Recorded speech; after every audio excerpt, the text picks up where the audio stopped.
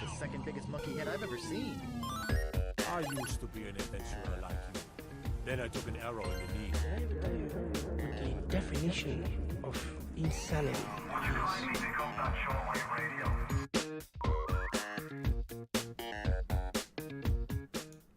Hello and welcome to episode 32 of PvA Radio. I am one of your hosts, Luke Croft. Joining me as always, freelance gaming journalist Cody Mellowkline. Cody, how are you doing, my friend? I'm doing good, How about you? I'm doing fantastic. Happy belated birthday to you as well. Thank you. Heard you did some exciting things on the weekend, lived out some real life, the Division 2. I did. I stormed the Capitol, saw the Washington Monument. I didn't get the Division this week like I thought I would, but I replaced it with an arguably worse experience, which is seeing DC in real life. Don't worry, there's going to be far less garbage in the streets when you play the Division. So, okay, great. I have that to look forward to at least. Well, before we get into it, we're also joined by, I did not think of an intro for you today, Larry Hunt. That's me. Nailed it. DC's kind of a trash city. Like, it's got cool history, it's got cool monuments and stuff, but like, it's a little bit, at least the last time I've been there, now it's been years and years, so maybe it's a lot cleaner now. But when I went, I just know that there was like garbage everywhere. Like, it was not a super clean city at all. Yeah, I mean, I can't speak to it yet. This is only the second time I've been there. Obviously, I'm going to be going there a lot more because I'm closer, but it seemed nice enough. But I only spent a day there. Definitely a lot to do, though. Everything is free, which is nice. What? Like all the museums and stuff. Oh, yeah. Okay, yeah. Not everything. Not the food trucks. Yeah. There are so many food trucks on the national. Not sleeping in Donald Trump's bed. That's not free. You have to pay for that privilege. Yeah, there's... If there were ever a president you could get away with that with, I feel like it'd be him. I feel like he probably sleeps elsewhere. Yeah, maybe. Like I was going to say he'd probably... weekend. It'd probably be... I was going to say it'd be harder because you'd have to find a time where he wasn't just lounging around in it. Watching Fox News, eating McDonald's. I'm just assuming he's lounging around at a Trump hotel or a golf course. That's true. Larry, how are you doing, dude? I am dead tired, man. I had a weekend. So Friday night, I took a bunch of teenagers to a concert till 1 a.m. And then I got home, got to bed by like 2:30, and then I woke up 3 hours later and ran a 5K with a friend of mine. I saw pictures of that. How'd you finish? What was your time? Not great. Like 27:57 or something like that. Mm-hmm. But he's been getting in shape and he's done a great job, and he just asked me to run it with him, and I've had plenty of time to prepare, but instead I prioritized having time to play Apex Legends, and that was the first 5K I've run since last year sometime. or as Larry calls it, his full-time job, playing Apex Legends. Yes. He just made time for his full-time job. Well, this is PvA Radio. We get together every week and over here on twitch.tv/PvA Radio at 9 p.m. Eastern Time. Each of us brings one of the biggest gaming news stories of the week to the table. Then we have an in-depth discussion about it. It's your collaborative audio feature article, your CAFA, if you will. And Larry, what do we want people to do with that? Tattoo it to their forehead. Just directly to your forehead. Apply directly to forehead. We've got an awesome show planned for you today. We're going to talk about Apex Legends. We're going to talk about Activision's portfolio of games. We're going to talk about Back 4 Blood, Left 4 Dead 3. It's not Left 4 Dead 3, but it could be. Not officially. A little different show than we had last week. Last week was a bit of an outlier for us. We'll get serious when we need to. And Salty says, I see old topics. I'll get that fixed in just a second. I didn't bring in the new overlay. Hey, at least he can hear us this week. Yeah. So, anyway, but before we get into that, I do want to mention some housekeeping news. So this channel right here, twitch.tv/PVA radio, is about to get a lot more active. So you want to come in here, you want to follow this channel, and you want to watch everything that we do. And when we get our affiliate status, you want to give us money and lots of it. All right? Salty says, damn, I should have messed with you guys about that. Thanks, Larry. I'll save that for another stream. All it would take is me looking down into the corner and seeing that it's picking up our levels here, which I just didn't do last week. So I've been actively looking at it all day. I mean, this entire stream, all day, making sure it's coming through. Anyway, I'm getting close to like finalizing what the stream schedule is going to look like. I'm waiting for Larry to name his streaming night so that I can get it uploaded to the schedule. But Larry's got to set aside like 2.5, 3 hours for a brainstorming session. I'm bad at naming things. So bad at it. I don't know. Your kids have pretty cool names. We won't say them on the podcast, but your kids have cool names. But do you know how we arrived at those names? Your wife. No. Oh. I read literally every baby name in existence, put them into a bracket, started off with about 60 names, and over the course of the pregnancy, narrowed it down to the Elite 8, then the Final 4, and that's how I got a name. Wow. March Madness style. I like it. So what you're saying is third kid, if you have a third kid, we're going to have a PvA radio bracket that everybody's going to get to vote on? No. Great. If All it's a right, girl, moving I on. have a pick. I was just going to finalize that there. It's called content, Larry, and the world revolves around it. We got to make as much as we can. Well, I mean, we can say whatever. The viewers won't remember that far out. That's true. Well, Salty will. You know he will. That kid will have to be like 10 years old before we ever reveal his existence. So Salty says we should name it Leonard Larry Luke Hunt. I don't know who Leonard is, but I guess that's Cody now. I'll take it. Codsworth, Leonard, all of that. Anyway, one of the shows that is in the schedule is the PvA Weekly Rundown, which is going to be our weekly news rundown show on Saturday mornings at 9 a.m. Eastern Time. So brew yourself a nice hot cup of joe and join me and maybe Cody. Sometimes Cody. It was his birthday this weekend. I gave him a pass, but we'll try to get him on the show. What I realized is talking for an hour and a half to 2 hours straight, really hard. really hard.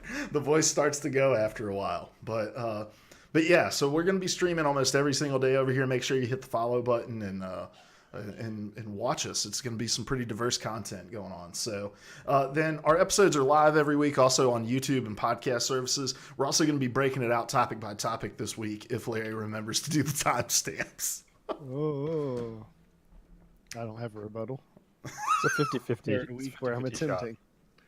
All right. Let's that's enough housekeeping though. So let's jump right into it and start this week off like we get every week started with what have you been playing? Cody, let's start with you because I see two just very one game you talked about last week, but the other one very odd. Yes. So the one that you would recognize is Ape Out, which I talked about last week. I beat that. It's not a particularly long game, and I don't have really much else to say about it other than that game kicks ass, and I think everybody should play it. The other game is Divinity Original Sin 2. Not the Division. It's not the Division. No, it is not the Division, but it was also a birthday gift, so I didn't pay for it. From whom? From my parents. Oh, okay. Yeah. Did you ask for it? I did ask for it. Okay, yeah, okay. There's no way they would know Divinity Original Sin 2. I just thought that your dad strolled in and was like, the cover for this looks pretty cool. Yeah. But it's a kind of an old school RPG in the vein of like a Baldur's Gate. And I haven't played that for that long. I've only played probably about 2 hours of it, so I can't really speak too authoritatively on it, but I can already tell like this is a game I'm going to be investing like time on and off again, like for the next year to 2 years. That you can just sink so much time into this thing, and it's just so dynamic in terms of what your choices actually mean. 2 of my party members have perished, and I don't have resurrection scrolls, which is how you revive them, and I don't know how to buy them. So I think I'm just going to leave them and continue playing without them. They were cool characters for the 2 hours I got to spend with them. What an awesome mechanic. I know, yeah, dude. The quick story. One of my party members is a lizard man. There's like a race of lizard people in this game. So Ted Cruz running around with you? Yeah, yeah. Chemicals in the water. Like, turning the frickin' lizards gay. But he mentioned like offhandedly that a group of assassins was after him, and I'm like, all right, that'll figure into the story later on. 30 minutes later, a random dude in just like a gray tunic shows up and says he's part of this assassins group and proceeds to fuck up my entire party, killing those 2 party members I mentioned. And so I don't know what this game is or how this shit happens, but it's awesome. Like, I didn't expect that to happen at all. It's great. So I'm having fun with that so far, but I'll probably end up ditching it for a good amount of time when Sekiro comes out this Friday. So, and when I get the Division this week as well. So it's a busy time. Nice. So we've got 6 people in our party for the raid. We just need 2 more because it's 8 people raids because the Division is just crazy. All right, Larry, what have you been playing? Been playing Apex Legends. It's still never heard of it. It's still pretty fantastic. And I've also been playing the Division, and I'm enjoying my experience so far. I love how they've resolved the issue. One of the big reason I didn't get the Division, the first one, was if you got too far apart in your levels from your teammates, you just couldn't play with them. And the way they've set it up to where it scales now, so you can just play with whoever, I'm very pleased with that.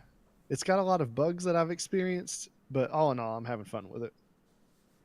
Yeah, so for the unfamiliar, the way that it works in the Division is the enemies scale to the level of the highest person in your party, and everybody that's playing with you gets a temporary stat boost to be effective against those enemies. So it doesn't have that feeling of like you're just getting hard carried by the person who has 5 hours more into the game than you do. And our group of friends always tries to play those games pretty close in general, but it does get a little frustrating when it's like, well, like for me, for example, like I'm probably not going to get to play the Division 2 again until at least like Wednesday or Thursday. So, and I don't want to be the reason that we hold people up. So that mechanic really does like offer a lot of flexibility in a lot of ways that I don't think live service games really do. In the early phase, you're ultimately grinding for the end game. That's the goal. So in a couple months, I mean, not even that. In a few weeks, it's not even going to matter how quickly we go through the story, because we're all going to ultimately end up in the same place, working towards the same goals and just trying to get our kits exactly where we want it. But that's what I've been playing as well. I'm really enjoying it. I think the gunplay, I don't think the gunplay in the Division 1 was particularly bad. I just didn't think it was really all that great. I feel like the gunplay in this game feels really, really, really good. One of the other things about the first one that I feel like this one really improves on is the volume of loot that's available when you're going through missions. I feel like nice. I feel like every mission I go through, I'm picking up 5 or 6 new items that I can equip. Whether that be a new weapon or knee pads or vest or whatever. Like, whereas I felt like with the last mission, with the last Division, you'd only get a couple items at most as you were going through the missions. So that those games like thrive on just the constant feeling of progression, and I think that it's a really hard thing to balance. Of is this person scaling up too quickly or not quickly enough? And I feel like the little bit of experience. What do you think we have in that game right now, Larry? Probably 6-8 hours.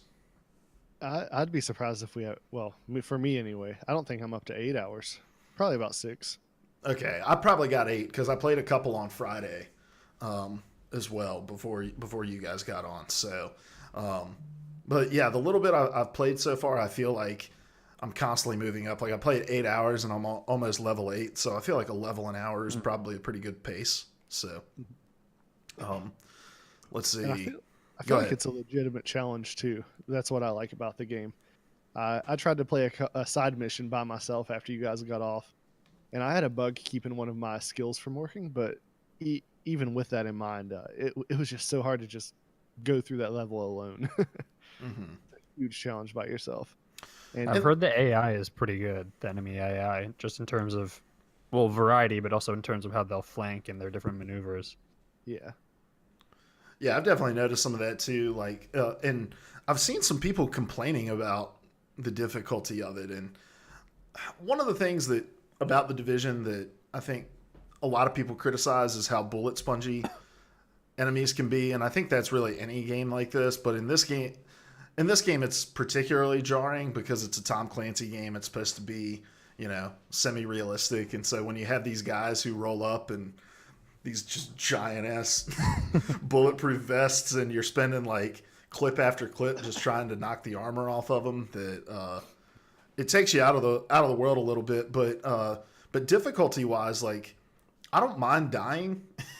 I've been streaming the game a lot, and it's a little frustrating to die when you're streaming a game. But the more I read people's experience with it, it's like everybody's dying in this. It doesn't matter how good you are. Like, the game itself is just really difficult, and I appreciate that about it. Whereas, like, I feel like with Destiny, certain aspects of the game are difficult. Like you get into the raid and you do some of like the it's been so long, like the legendary strikes, things like that. Like, those are difficult, but you never feel like you're in much danger in the world. Whereas, like, you can run on a random encounter where you're fighting against a group of hyenas, and you really have to kind of strategically think through each fight.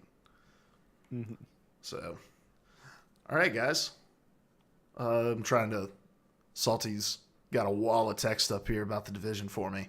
So if anybody has a chance to read that and boil that down before we move on, that'd be fantastic. And it just keeps coming. He's got some thoughts. We certainly appreciate it, but he's praising the loot system as well. I think it feels great to be picking up loot. Hope they add more bag and stash slots, because I can't imagine having 3 specializations worth of gear and maybe 2 ways to play between both. And he's praising the variety of enemies that you encounter. And although the bullet sponge stuff is still there, he says that it is better than it was. Yeah. And I don't know the answer to this. Maybe you do, Larry. Maybe Salty does. Does the health pool of like heavies change based on the number of people that are in the party? Because I feel like the 4 of us that were playing last night, like, we can be focus firing a heavy, and it still takes forever to take him down. So I don't know if that scales with the number of people in the party. I know, like, the regular enemies don't, but I wouldn't be surprised if heavies do. I think it does in Destiny when there's more people in a party playing. So I'm enjoying it, though. I'm excited to get to the end game, because I didn't really get to the end game of the Division 1. I think I may have come close, but this one's got its hooks in me. Like, I'm excited to fire it up. All right. Salty says, I feel a much greater challenge between solo and 4 players, so I'm sure it scales quite a bit. So, yeah, that's how I feel too. Like, it doesn't, to me, it doesn't feel much different challenge-wise between playing by myself and playing with a party of 4. So, all right, guys, well, let's jump into it. Cody, let's start with you. What topic did you bring to the table for us today? Yeah, we're going to talk about Larry's full-time job, Apex Legends, for a little bit. Woo! This past week, players might have noticed that there were these new bounce pads over in the market area of the map, and a lot of people immediately sort of latched onto the fact that these are most likely a tease for a new character that was ostensibly leaked a few weeks ago called what's it called? Octane. Or at least that's what the code name on the leak was. People made that assumption because the leak included information about this character featuring bounce pads. And when you look at that today, Respawn revealed both the launch date for their Season 1 like battle pass content, which it actually starts today. So you can players can now purchase that for, I believe, around $10, and it gives you the next 3 months worth of kind of cosmetics, and basically works the same way that Fortnite's Battle Pass works. But also as part of that, although they didn't indicate when he would be launching, Octane, or the character we have been calling Octane, is all over the promotional material. They haven't really confirmed any more details about the character other than this is indeed that character. And I think there are videos going around of kind of his move set, so you can definitely look those up. I'm not going to run down that right now because it's not exactly relevant to our conversation. But I did want to talk about kind of the way that it was teased. Respawn was very kind of wink wink nudge nudge with the whole thing. I know one person asked in a Reddit thread if this was teasing Octane, and they just replied with like a winky face. So they're being pretty coy and kind of clever about it. But how do you guys feel about this as a means of teasing new characters? Kind of a change of the map in a way that actually impacts gameplay. Do you think that's an effective way of teasing new characters? It's odd, so I'm not a fan of it as a tease. I am kind of wondering though if it was more of a testing the bounce pads themselves. Like that's what I think it was. Like good point, dude. throw the audience a bone, let them feel like you're giving them a preview or something. But really, we're just seeing how these bounce pads are going to affect gameplay. That's what I thought. Yeah. Well, and I do think that this is an effective way to. I think it's an effective way to tease anything in these kinds of games. I mean, we see this happening pretty much in all battle royales, especially. Like, there's these slight changes, and the reason for it is like psychologically, people love to feel like they're the one who found something, you know. And the way that Reddit especially like fuels a lot of the discussion and momentum behind these kinds of reveals. It just plays directly into those hands, and I think Overwatch is a great example. Like Overwatch is constantly putting things into the maps, and releasing small things out into the wild so that people can find it, and it's almost like a manufactured leak, right? Like we're gonna put something out quietly, we're not gonna say anything about it, and then the first person who finds it is gonna get upvoted, 20,000 times on Reddit, and 1 million people are going to see it. Like, I think it's all based around driving conversation, and so I'm totally cool with this being the way that this game has like a uniqueness about it in what it can reveal as far as the battle royale genre goes, because like we don't have another battle royale that can reveal characters, right? Like Fortnite reveals themes for their seasons or whatnot, but like you said, Larry, they've got to figure out a way to test out new mechanics they're going to be introducing in a way that's not just going to completely break the game for the next 2 weeks before they can get their hands wrapped around the new character and figure out, what needs to be changed. So yeah, I think it's super effective. Yeah, I do like the kind of like how Overwatch does it as well, like kind of the intrigue and kind of the sense of discovery that comes with it. Although so I guess the sticking point for me is that it actually does in a way impact gameplay to a very small degree, because it's obviously limited to one area of the map, and even then it's pretty minuscule in terms of how you can use them and how much of an impact it has on the map.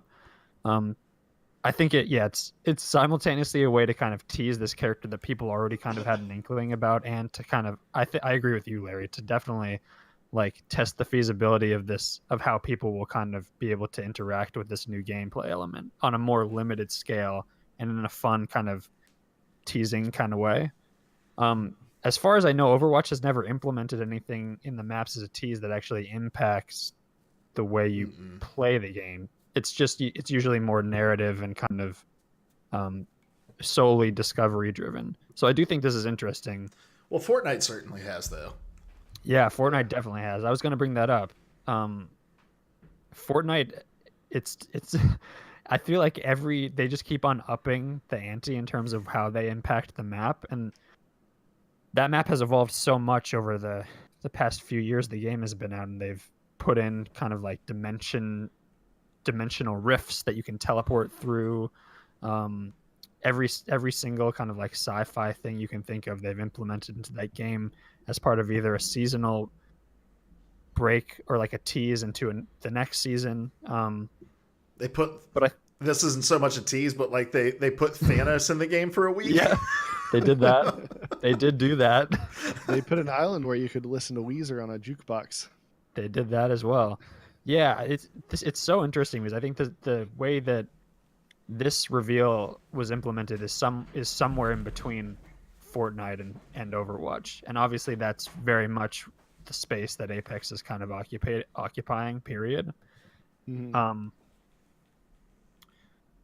I guess the main question I have about this is, it got me thinking about these battle royale games that have a singular map. Blackout, not PUBG anymore, but Blackout, Fortnite, Apex as of now. As live service games, these developers have to keep people kind of incentivized to continue to engage with their game on a map that is pretty much, I mean, other than in the case of Fortnite, pretty much the same season to season. I'm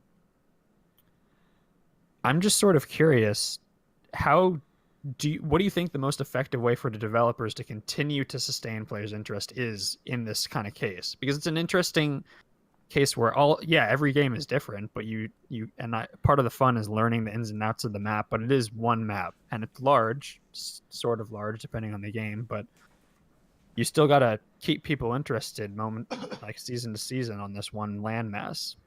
Obviously developers have had different ways of solving that. What do you think the best way is? Is it this Fortnite kind of changing of the map? Is it Blackout's kind of implementing of character-based challenges that kind of shift from season to season? As much as I don't like Fortnite personally, I do like their method the best. The idea that the map is constantly changing and they don't tell you it's changing, right? You just drop in and find it. And I think that's really cool. I don't think that's the route Apex is going to go. I think they've got a benefit going for them just in terms of releasing new characters, the style the game is like, that's going to keep people coming back, keep them interested. I know anytime a new character drops on Overwatch, like I want to be on the day the character drops to get a chance to play them. But I actually anticipate that Apex will be releasing more maps. Because when you're loading in, the map has a name. Yeah. So I see them going that route. Yeah, and I think to keep people engaged in this genre, it's all about just trickling content, right? Like it's introducing stuff piece by piece and then giving people challenges to unlock all of it. I think the season model is kind of perfect. Like I think Fortnite's really perfected it in the way that you're rewarded somewhat based on just playtime, right? Like you have a certain level of unlocks that are based just on the XP that you gain for playing the game, and then there are others that are challenge based. So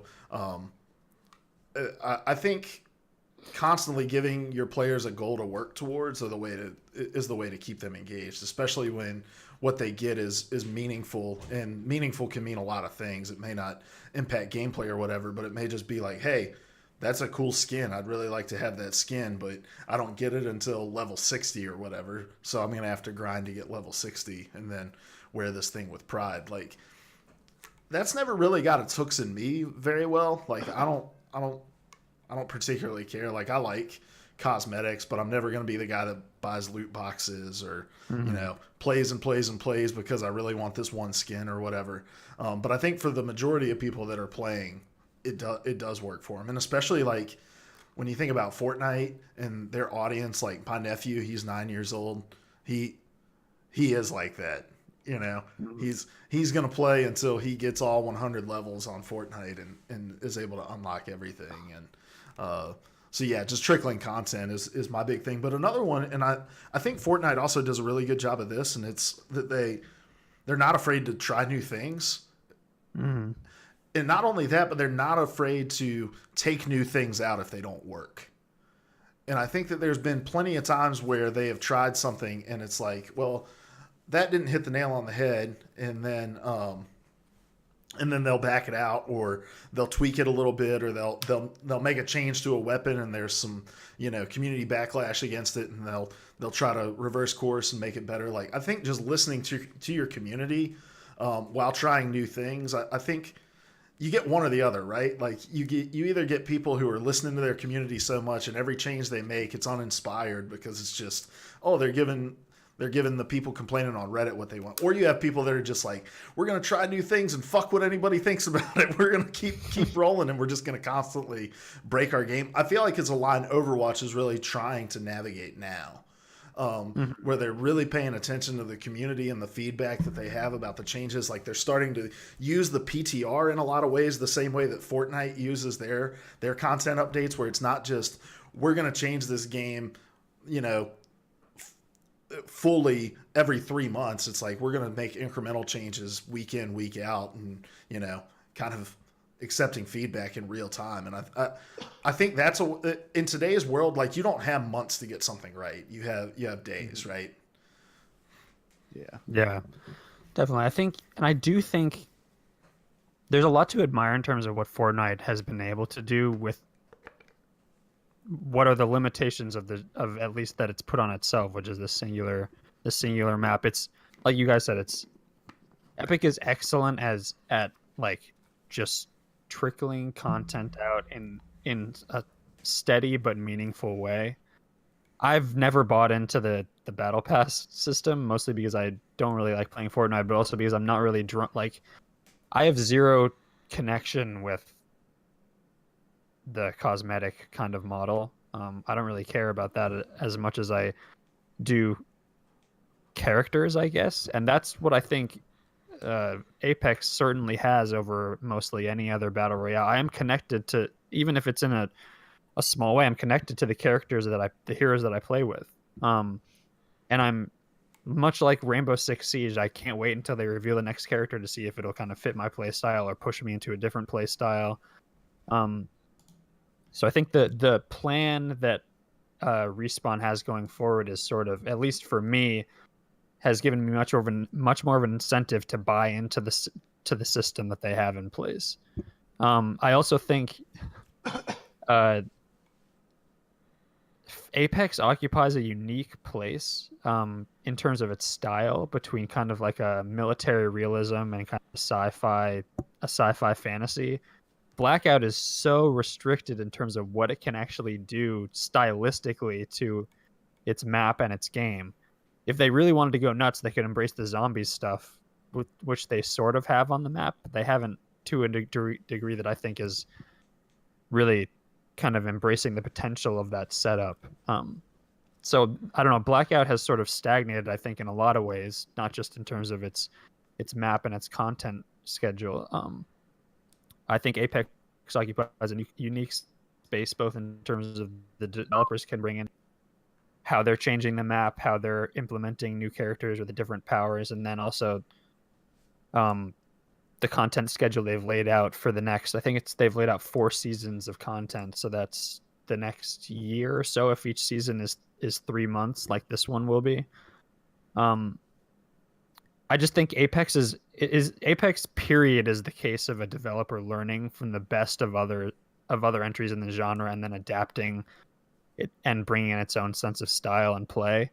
And I think the seasonal structure is kind of further proof that Respawn has really learned from the mistakes and the kind of the gifts that Fortnite has given with its seasonal content structure. And then it has the simple character-based structure of Apex, I think, gives it a huge benefit, at least for me, in terms of how much I'm invested in the content that they're slowly dribbling out, because it has a much more meaningful impact than just skins or a change to the map. I don't know. Let me throw this question out there. Are you a little concerned with the length of time that it took between release and the launch of Season 1? Not necessarily in the sense of the quality of what we're going to be getting, but in the sense of that, I just look at some of the metrics. Like, I think Twitch viewership is a really big marker for how successful a game is in today's world, because it's kind of a barometer for the zeitgeist, right? And it dominated the first few weeks that it came out, and it's not that it's not still in the top 6 games being watched at any given time, but we're starting to see like Fortnite reassert itself as some of the streamers that like got paid to play the game start to move back. I think over the weekend, like the Overwatch League obviously brought in more viewership. League of Legends at times when the league wasn't playing was getting more viewers than Apex. Like, are you concerned with how long it took to get the season pass, or do you think this was just going to happen regardless? It seemed to me like this was the plan. This all seems very planned out to me. And the reality is the game's only been out, 5 weeks? 6 weeks, maybe. So I don't think it was really that long.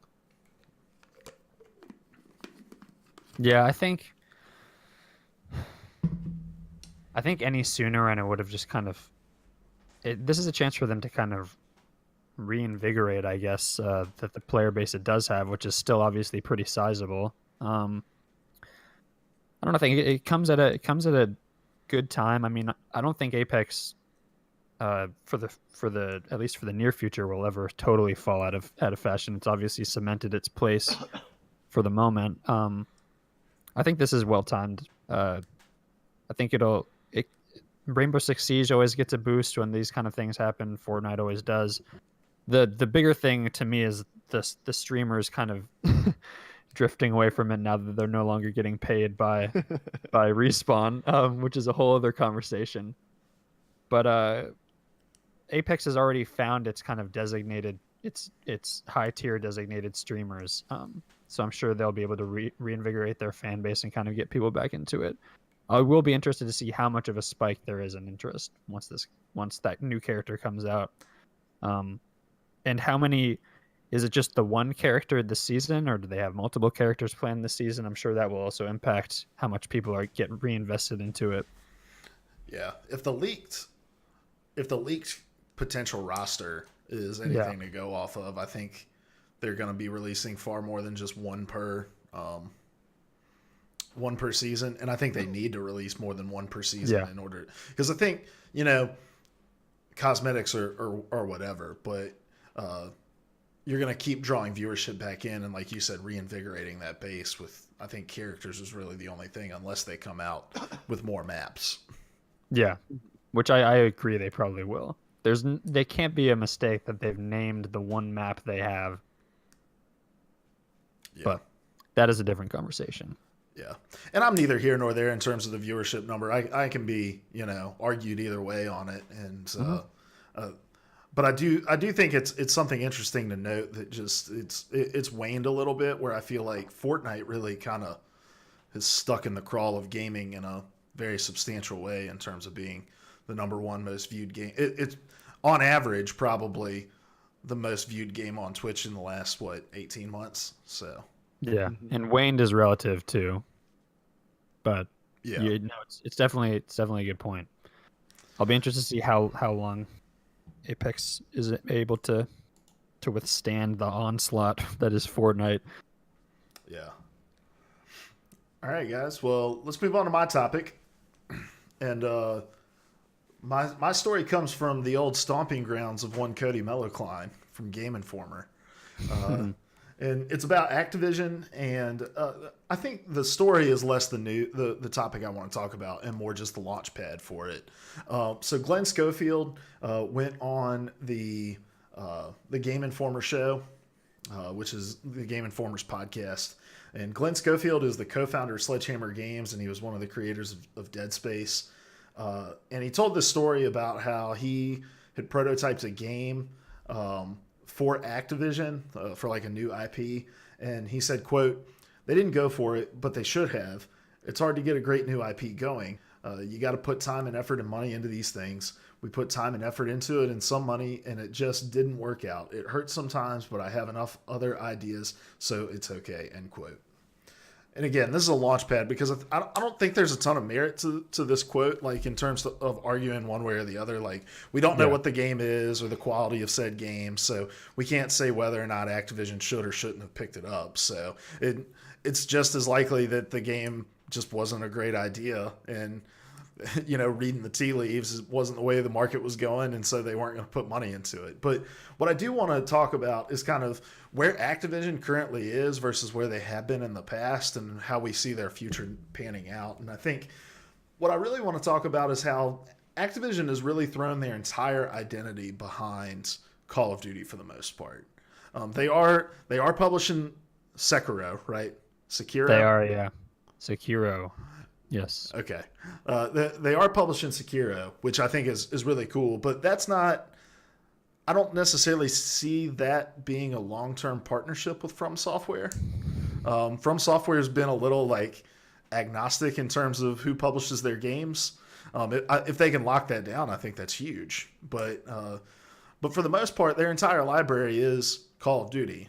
Bungie has moved on. Skylanders is no longer a thing.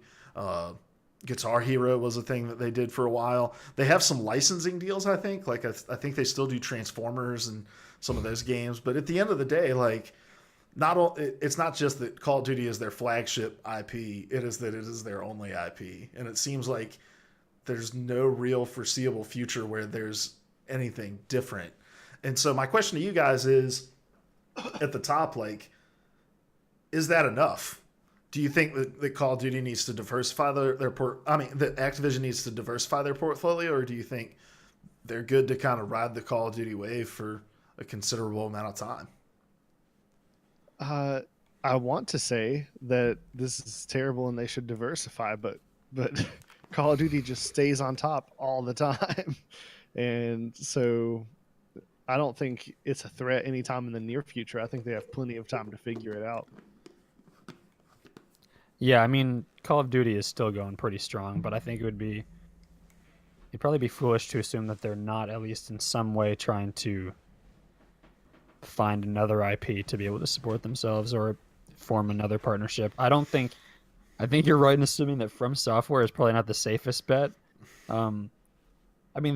Their games certainly sell well, and it has one of the most die-hard audiences you can possibly have. But as they've shown with their exclusive partnership with Sony for Bloodborne and kind of their agnostic relationship with Dark Souls, they just kind of want their games to get out there, period. And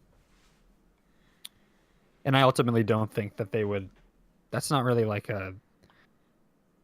it's not a partnership on the level of Call of Duty. It's not selling those numbers. I wish they were. And we don't know how Sekiro will do.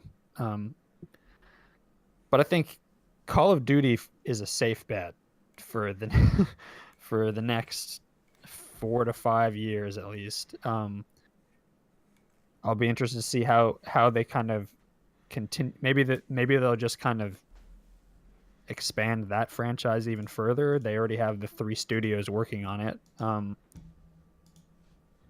But Call of Duty is just like a too big to fail kind of thing at the moment, even as it has dipped, gone up year to year. Much of an incentive to fund anything else. Yeah, I think each year it gets riskier and riskier to kind of put all your eggs in that basket. I think especially as the market starts to see more and more free-to-play titles, and there's a lot of diversity in that space and a lot of kind of equal challengers in that space as well. I would argue that Apex is on a similar level of quality to Call of Duty, and I just think it becomes a little riskier to throw all of your weight behind a $60 full release, and especially when you have 3 studios that really kind of have their own unique identity, and I think that there's more loyalty to certain branches of that than others. I don't think as many people are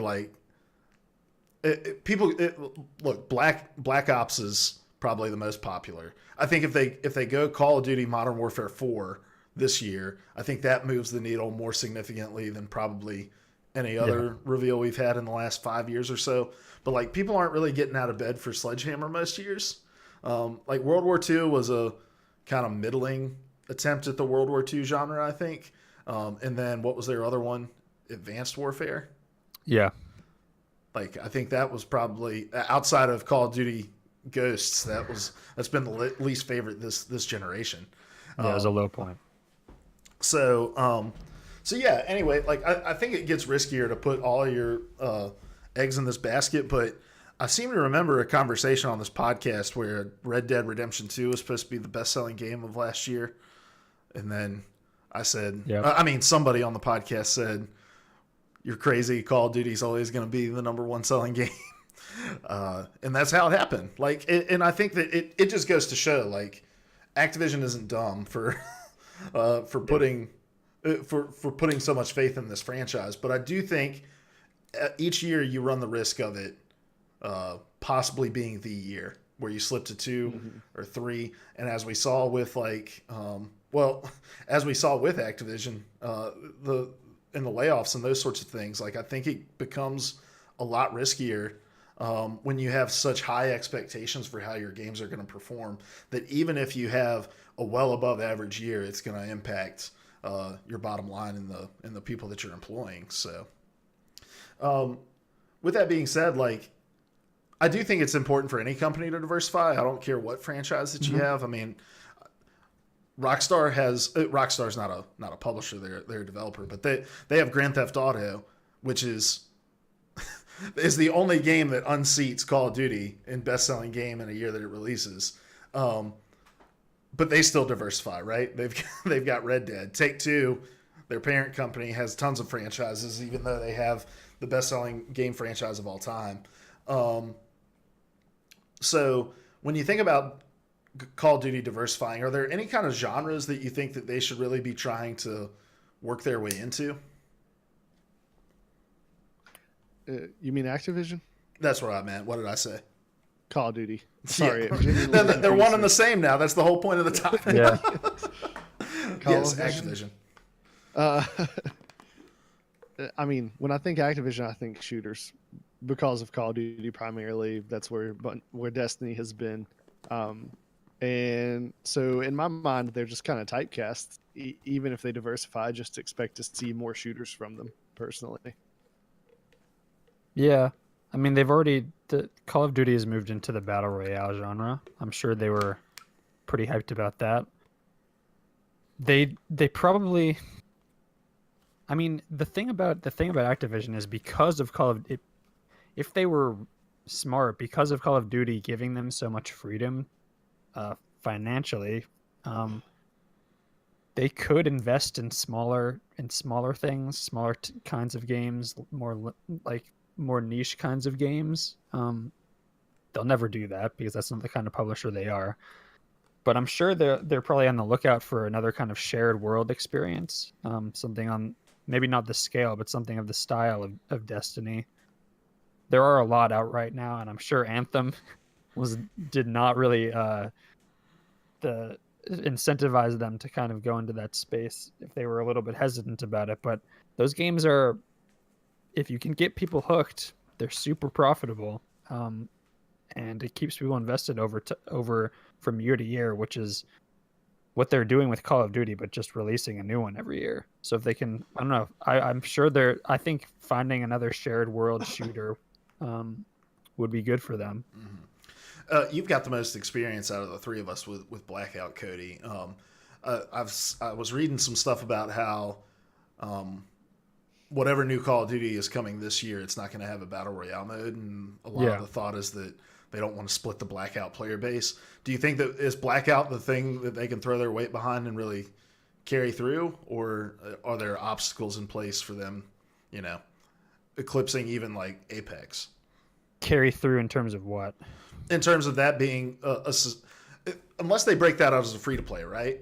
Yeah. Like, that's my only thought is how many people are going to continue to go back and purchase Black Ops 4 to play Blackout? There's been talk about splitting it out. They did for a period. It was just like a demo period where you could you could play just that for free for a weekend, I think. I would be incredibly surprised if they don't break that out as its own release, even if they just price it at like $20, a third of the original price. It would probably be better to make it free because it's there's I mean, look at the competition that they're facing. Apex is arguably better than Blackout, and Fortnite is much more successful than Blackout. So I don't know. I think Blackout, they're gonna definitely invest a lot more in Blackout just because it's the thing right now. I just don't know, like stylistically that You mean game. Battle Royale? Like Battle Royale is the thing. Yeah. Battle Royale is the thing right now. And Blackout has certainly, I think, has stagnated in terms of how many people are talking about it for sure, but also how many people are playing it. I haven't seen the concrete numbers, but just if you base it off conversation alone, interest in that has flagged significantly, obviously, since Apex came out, and just since it launched last year.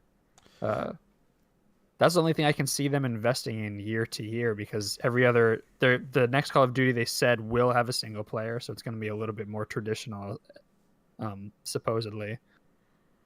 I don't know how much what place that model has in gaming today, though. Yeah. Salty was pondering whether we think they'll take Blackout free to play, and that's what Luke was asking as well. And I think that, I guess I'm just reiterating you guys, but the only way that Blackout continues to be successful is to break it out free to play. Yeah. I don't think you can get away with saying, hey, we've released, let's just call it Call of Duty Modern Warfare 4 for $60, but we still want you to go back and play Blackout for $20, $30, whatever we're going to charge for it. Like, I just don't think you can do that. I think you got to break it out free to play. And then come up with a monetization model, which is not something that Blackout currently has, correct? Like, I think there's like cosmetic things you can purchase, right? But at the end of the day, there's no like season. I mean, is it an overall season pass where you get everything, like for the multiplayer and all that as well, zombies? Yep. Okay. Yeah. So they'll have to navigate some of those waters to like. But I don't think Activision's going to have any problem conceptualizing a way to monetize free-to-play Blackout. I don't think that's their problem.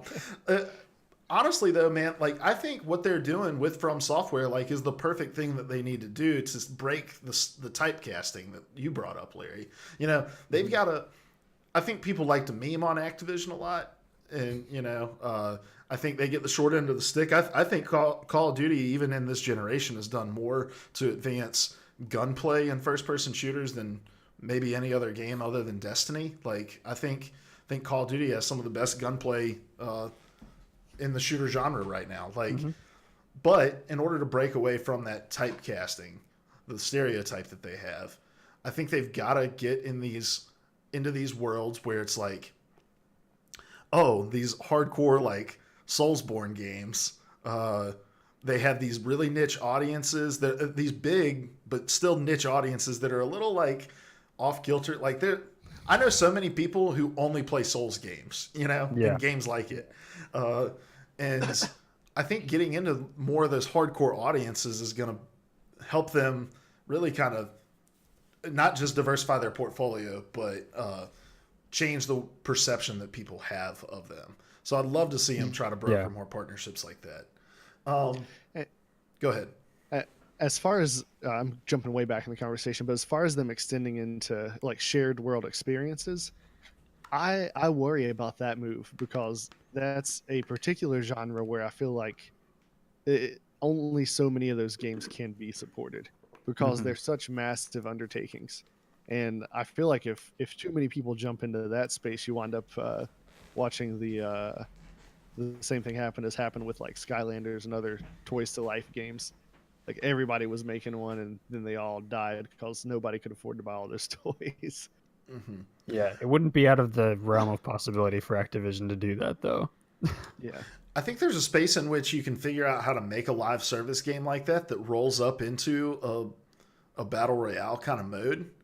Where think about like the Division with the Dark Zone, right? You're grinding for all your loot, then you jump into the Dark Zone to get the even better loot. Like, I think there's a way to roll up that model, and rather than it be the dark zone you're playing to, hey, you're just bringing your gear into some fashion of a battle, like of a 1 versus 100 kind of model. I guess you deviate some from the formula of the battle royale because you bring in at least some loot with you, but I think there's still space to grow in that. And but again, like, I think Activision's so risk averse. And the spin up time for a live service game like that is insane. Like, think about how much time was spent with Anthem, like what, 6 years of development for it to somewhat flounder on the way out. Speaking of Twitch viewership, there's less than like 2,000 people watching Anthem on Twitch right now. Yeah, it's a high risk, high reward kind of game. I do think in terms of the size and like the reach of a studio, From Software is about the size I would expect them to partner with. Like, they're not going to do anything indie, small. They're just not that kind of publisher. But I could totally whatever a Western analog to From Software is in terms of reach and in terms of size of the studio, I could definitely see them partnering with someone like that. I think it would probably be. I don't know if they're totally averse to the fact that they're pinned down as a shooter publisher. That genre has a massive place in the industry. They can diversify enough within that genre. So we're kind of there's a great segue into my question, because I do want to kind of postulate and ponder, hey, are there any studios that this could work with? I think the Bungie thing was just like stars aligning, right? Like, you had all this shit going on the Microsoft side of things. They had their own vision for things that they wanted to do. They needed somebody with pockets deep enough to bankroll the vision for it. Like, I don't think you find another Bungie situation where you've got like this studio with a legacy and a vision that needs the pockets. But I think the Western analog to From Software, to me, is Insomniac. And I think Activision is kind of like, they got these weird licensing deals, right? Like, we talked about Transformers already, and they've kind of found themselves in that space, and we've seen Insomniac able to take those licenses and, do something pretty cool with them. Like, I think and Insomniac is probably one of the most publisher agnostic developers out there. They go to tons of people, and I could see Activision easily trying to come in and say, like, hey, whatever dream you have for a game, let's make it happen. Insomniac is also most likely working on Spider-Man 2 through 5 right now. That's true too. Yeah. Wait, you mean they're not working on oh shit, what was the game they did? Sunset Overdrive? They're not working on the Sunset Overdrive sequel? Damn. I wish they were. I love that game. I love that game's awesome. But do you guys have any idea of publishers? I mean, of studios? It's hard to think of third parties that are a little bit agnostic. Yeah. Or would be willing to go into bed with Activision after kind of everything that happened last year and this year. Yeah. Yeah, I couldn't think of any, but this is typically an area where I don't do well on brainstorming, much like naming things. He had to have a 3-hour session in his office today with a blank whiteboard just staring at it. But no, and Insomniac, I think, matches the profile somewhat, but it's still not like a perfect fit, right? And I think it just speaks to the fact that there's not studios like this that are just out there to be gobbled up, It would have to be them aligning with some other publisher, I think, and kind of absorbing some of their IP and projects, like because they are so risk averse, they would want to just purchase something that's somewhat proven and not just partner with a studio that's proven. But I say that, and this new From Software game that I can't pronounce, Sekiro, is coming. So, I mean, Turtle Rock might need a publisher. Oh, they might. So let's Larry Way. All right, Larry, what's your topic with us? A lot of things have happened in the last 10 years. I graduated college. You wouldn't know it. You wouldn't know it from listening to this to Larry's topics on this podcast. I got married. I had 2 kids. But this week I received the best news I've received all decade. Wow. Big words, big words. Just kidding. But dude, I was so excited. Turtle Rock has announced that they're working on a game called Back 4 Blood, which is essentially a spiritual sequel to Left 4 Dead, which Left 4 Dead fans have been clamoring for the entirety of this past 10 years. And when I saw this news, I lost my freaking mind. Because I finally gave up on Left 4 Dead 3 like a month ago. Mhm. So when I saw it, it just brought me so much joy. So if you for some reason aren't familiar with Left 4 Dead, it was a wonderful little zombie game. You had 4 characters. It was a 4-player co-op. They're moving through massive hordes of zombies with special infected showing up, and you went from safe room to safe room, ultimately getting to an evacuation point in the last chapter of the map. But the really cool thing that made Left 4 Dead awesome was their multiplayer mode.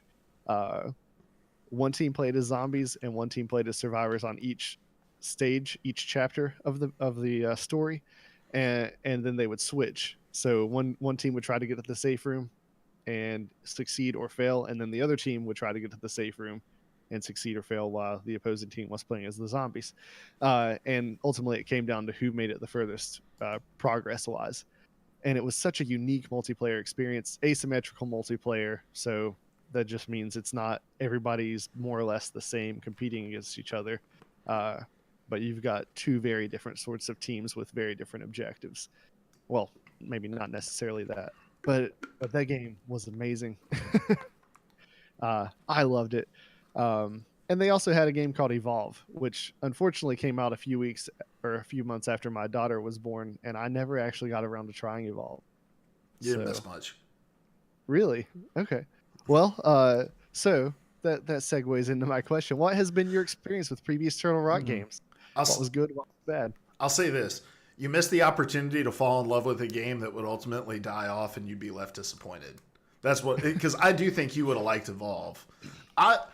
So I was really excited for Evolve. I think, I can't remember which E3 it was revealed at, but I remember seeing it and being like, this is fucking awesome. And I think I bought it on launch day. And I remember getting, I think I remember this. It was like we got snowed in that day, and so I got a chance to play quite a bit of it with Ben and a couple other people, and I think it was fun, mostly in concept. To me, it was something really unique, like this team of 5 that was hunting down this monster, and the monster had all these special abilities, but so I enjoyed the little bit of time that I spent with it, but at the end of the day, like it just didn't get its hooks in me. But that's really my only experience with Turtle Rock games. You never played Left 4 Dead? No, I haven't. I know we've probably had this conversation, but I didn't remember.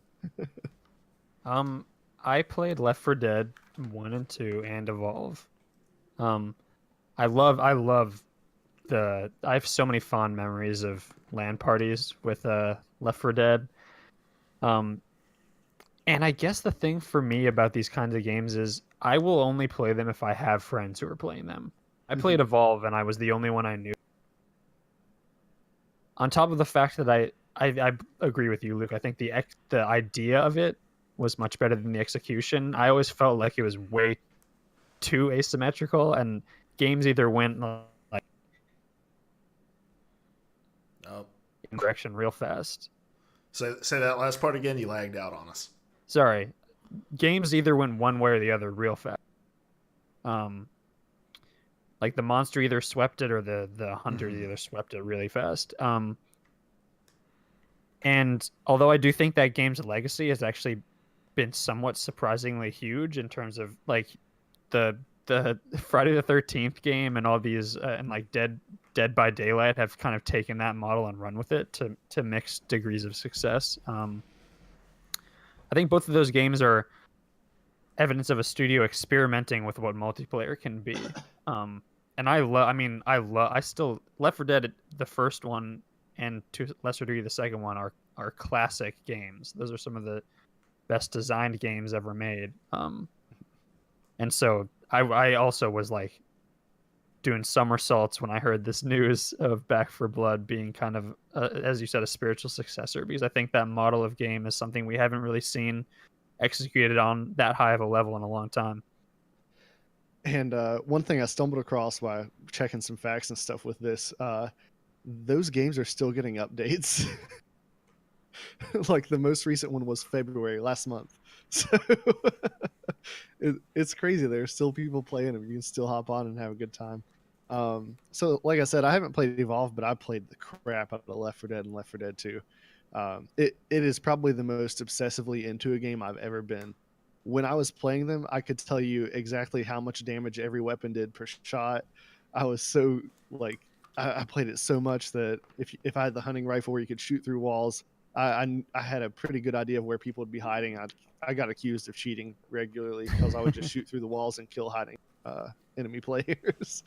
My roommate and I had our TV set up side by side in our dorm room so we could play that game together, and just destroyed. Like, we went months without losing a game. I loved that game. We went months without going to class. And that is the semester where I failed and lost all my scholarships. So anyway, but those games, they were just such a blast to me. So unique. The horde mechanic of the zombies, like, that's what hooked me initially, was moving through these hordes that really behaved like unpredictable hordes. So yeah, I loved them. And I think, you know, they hold up pretty well for what they were if you do go back and dabble with them. But it has been 10 years. It's been a full decade. And by the time this game launches, we're going to be on the next generation of consoles. So it'll be 2 generations removed from the last game. So what are you looking for in a spiritual sequel to a game that people have been waiting for over a decade? How can they improve on a game from 2 generations ago and succeed in the midst of such high expectations? Oh, that's the question. Because if it was what am I looking for in a game that people have been looking forward to for 10 years, the answer is unreasonable expectations. That should be an on-the-box feature. Yeah. Disappointing your unreasonable expectations. Back 4 Blood. Well, I guess the question I'm asking you is kind of two-pronged. Like, realistically, what do you think they can improve on this game?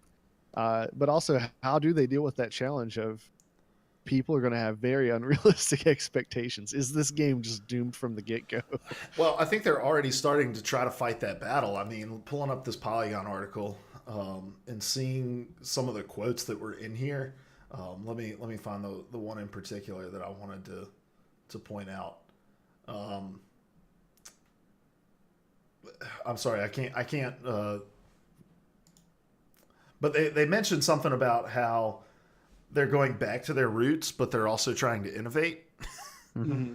And I think that's just speak for like, hey, there's gonna be some things in here that are really familiar that you're gonna love, but there's also things in here that are gonna be totally different than what you're used to. And I think that's the struggle with any game that takes a significant... It's the same reason that, like, we're never going to see Half-Life 3, guys. Like, it's never going to happen because the expectations for... And it's the reason this game isn't Left 4 Dead 3, because at that point, you're attaching yourself to something that people have been memeing about. I keep using that term. Mm-hmm. But they've been memeing on for years at this point, and, like, you're never going to be able to live up to it. And I think this is the only approach that, like... A new IP gives you some distance from that, right? To be able to control that conversation. Yeah. So yeah, that's what I'm seeing is just like we have no details about this game except for we're already straddling that line. Yeah. I also in that article is key that he says, I'm paraphrasing here, but essentially they have 10 years. They've had 10 years to think about what they want to do. I mean, part of the reason that this isn't Left 4 Dead is also because Valve owns that. You're interested in making games. So there's probably a certain amount of frustration that has come with that, and this is kind of an outlet for them to kind of express all those ideas and possible quote unquote innovations. I can answer the second part probably more concretely. low key, one of the best and most innovative things about Left 4 Dead was what was called the Director, which is the AI system in the game, which essentially adapts as you move through the level. It'll ease off the gas a little bit if you guys are getting held up, or like push down real hard and send the forces of hell after you if you guys are doing way too well. And I think 10 years there have been so many either notable or less or more subtle innovations in how AI is implemented in multiplayer games and PvE games and single player games. And I think whatever they end up cooking up, I think the AI system, it won't be like a back of the box feature, but the AI system will be pretty interesting, to say the least. That's not like a sexy thing to like pitch your game on, but it'll be one of the things that people will most likely not even notice, but will make such a huge difference in how this game plays out. Yeah. And Salty touched on that a little bit in the chat here. He talked about how you could eventually get to the point where you knew exactly where the flood of zombies was going to come from. And, but over the last 10 years, things have advanced to the point where that can be improved on. And in gaming, it's always going to be a thing, right? At some point, it's always going to break down. You're going to understand the underlying mechanic, but it can be more challenging these days. And I'm with you, like the AI, like that's going to be a big deal. That game, it was just so unique and so groundbreaking. So that is going to be a big improvement. But then for me, just I'm not typically someone who cares a lot about graphics, but I think graphically this game is going to be. I think it could be a pretty incredible experience. They did such a good job, especially in the first game, of creating these really spooky atmospheres, and I'm pumped to see what they can do with 10 more years of technology behind it. Evolve also had really great atmosphere. Yeah, it was a good looking game. I haven't gone back and played it, but at least at the time it was pretty good looking. Are the servers even still?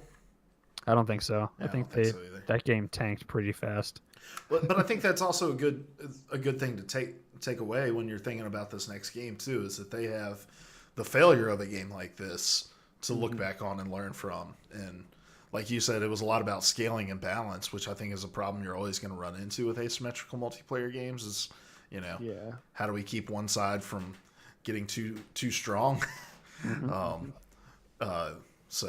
So yeah, I think it's a good thing that they kind of had a failure in between the astronomical success of that previous franchise and this new one. I also think this game will be coming out in the age of Twitch streaming, and I think will benefit infinitely from. I mean, asymmetrical games are really fun to watch, especially based on which perspective you're watching.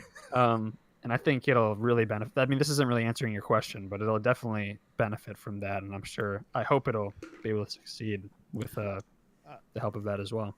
I think that answers the question, because hopefully they'll lean into that a bit. But also the other thing I think that really will build their success is to just stay true to that core of what Left 4 Dead was. This unique asymmetrical multiplayer. But more than that, it was it had all of the tropes of the zombie genre, and it did it in a way that was both cheesy and charming. Like the movie posters, like each campaign was like played out like a separate movie. So Blood Harvest was the one where you're going through the farm. I'm trying to remember, like they had the cheesiest, most stupid taglines on each of these movies. But it just I loved that atmosphere, just how well they played off of the old zombie movies, old horror movies in general. And the characters were just very lovable characters. The interactions, you got attached to them, and they even had the audacity to kill off one of the main characters in the second game, like permanently. It was beautiful. So I think if they just bring all of those elements over, it's going to be a good thing. I have high hopes for it. Okay, and this is the last thing I kind of want to cover. Overall, how do you feel about asymmetrical multiplayer? and you guys have already kind of touched on this. And what I mean by that is it too difficult to balance? Does it come across too much as unfair, or like what was Left 4 Dead a flash in the pan, or can this genre be successful? I think it can certainly be successful. I mean, you got to take your lumps, and I think in today's world, going back to the conversation we were having about Battle Royale and how quickly these patches get pushed out, like it wasn't like that even in the time of Evolve, like that wasn't the culture of updates when Evolve came out. But now I think developers realize the need for rapid response to feedback on their game, and I think that can only bode well for the asymmetrical multiplayer genre, which is a genre I would love to see succeed, because I think like we've been saying, in concept it's so good. And also, as somebody who's like in love with Overwatch League and getting more and more into esports, how cool would it be to have an asymmetrical multiplayer esport where it's like we have this awesome team of hunters that are going up against the world's top beast, right? Like, I just think the drama of being able to watch that play out would be awesome. So yeah, I'm into this genre, and I think it can be done well. And I think this could be a game that does it well, given the pedigree and the lessons learned. Mm-hmm. Yeah, I mean, it's a style of play that I love, and I'm surprised to see hasn't taken off more. I do think like the Friday the 13th and Dead by Daylight have achieved a certain amount of success, largely because of Let's Players and streamers. But they're not massive titles. This obviously would have much more of a budget behind it, which I'm excited to see how that would play out. I just love the inherent. Like we talked about this when I was talking about the Titans, but I love the inherent imbalance of power that comes with this game to a certain extent. Evolve, I think, went too far in one direction, whereas Left 4 Dead definitely towed a balance between the powers of hunters and powers of zombies. Mm-hmm.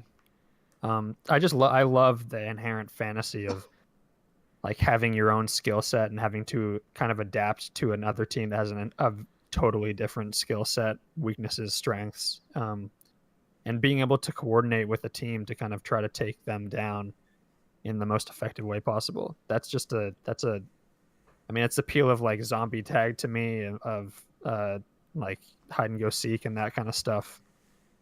I love it. Mm-hmm. Yeah, so I feel like it can be successful as well, and this generation where you can update it, that's definitely going to lend to its success. But where I really see this thriving is in the streaming space, just because these games, more than any other genre of game, I think, lend themselves to those incredible "holy crap, did you see that" kind of moments that you talk about and reminisce on. The final chapter of each of the Left 4 Dead maps, where you're trying to get to the evacuation. Like, the only thing that comes close to that experience for me is in Titanfall, when you lose a match and you're trying to get out. It forces you into these situations where you have to make these crazy risky plays, and if you fail, it's very entertaining and hilarious, and if you succeed, it's incredible to watch.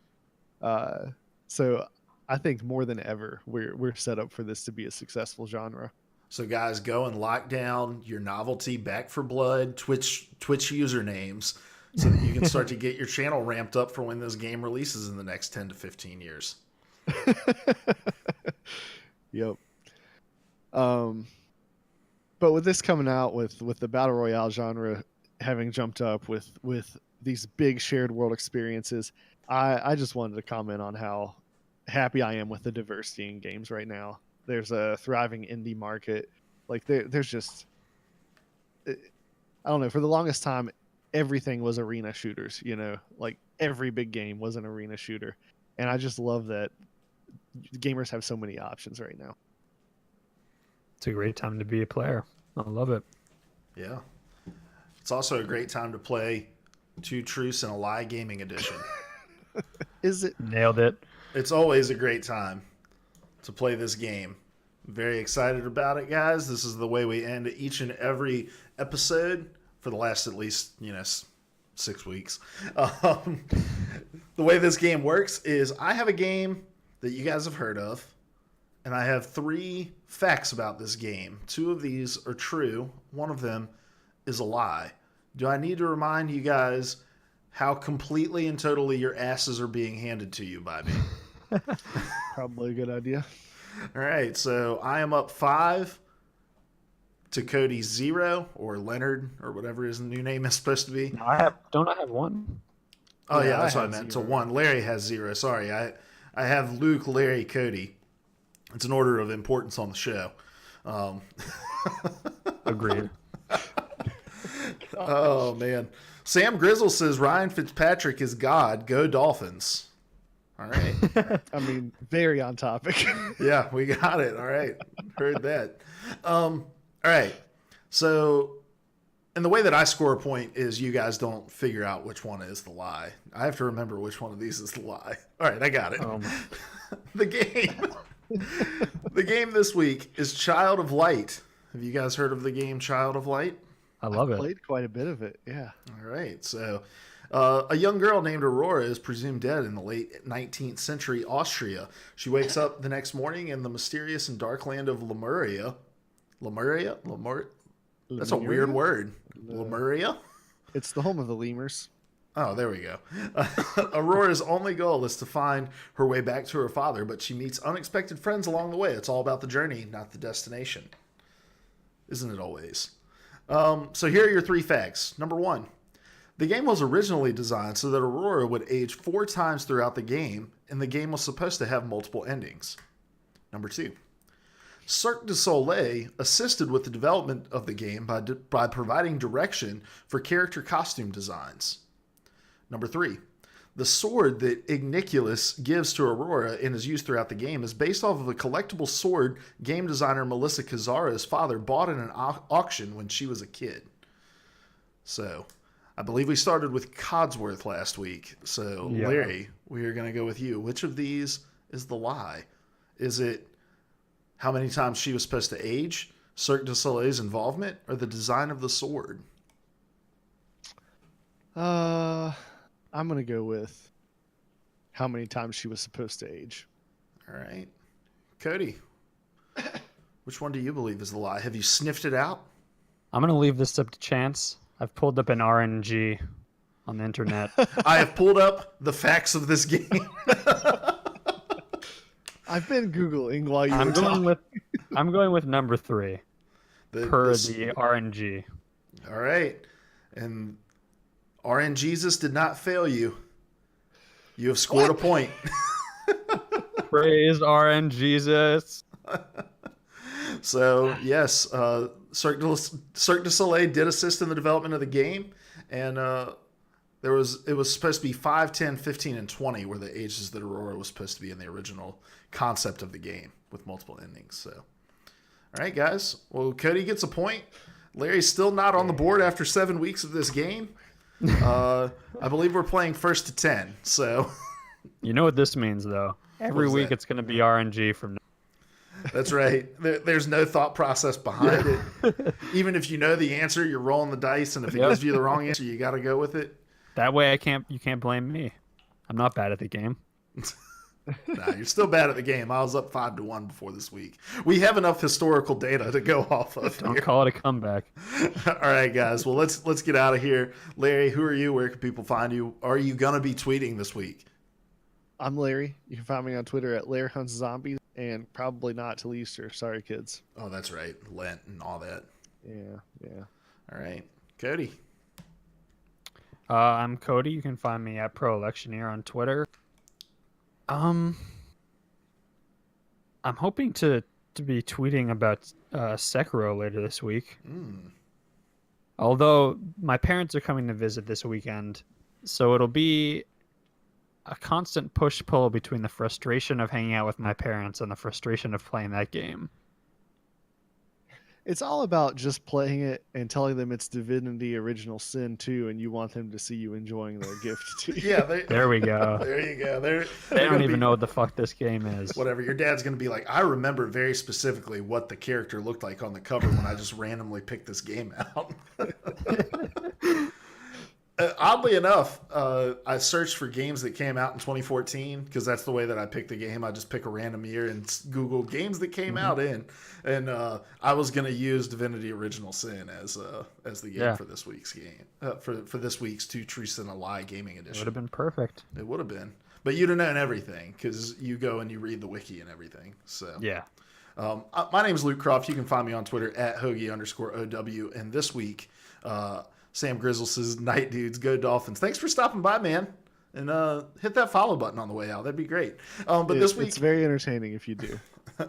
oh no, we don't have it set up for the podcast. I don't look. So if you hit the follow button, Frank Reynolds says, "Go download me a hoagie from the internet." I just don't want that like playing randomly on the podcast. Yeah, it doesn't really work when we're talking about rape day or sexual harassment. Yeah. I was hoping to never hear that It's a game good again. choice. So, Anyway, this week I'm going to be tweeting out the new stream schedule that I've been developing. Very excited about it. As soon as Larry sets aside 7 or 8 hours of a day to figure out what he's going to name his stream. So be on the lookout for that. Also, just probably going to tweet about the Overwatch League playoffs. Houston didn't make it this stage. So anyway, this is PvA Radio. You can find us every week over here on twitch.tv/PvA Radio at 9 p.m. Eastern Time. And then you can find us on iTunes, YouTube, podcast services everywhere. I need to look about getting us on Spotify because they've really gotten lax. They literally let anybody on that fucking platform now. So we're going. And then, yeah. So if you miss us live, you can catch us in those places. But we appreciate you stopping by. We love you. Until next week, goodbye. Why, that's the second biggest monkey head I've ever seen. I used to be an adventurer like you. Then I took an arrow in the knee. Can I even tell you what the definition of insanity is?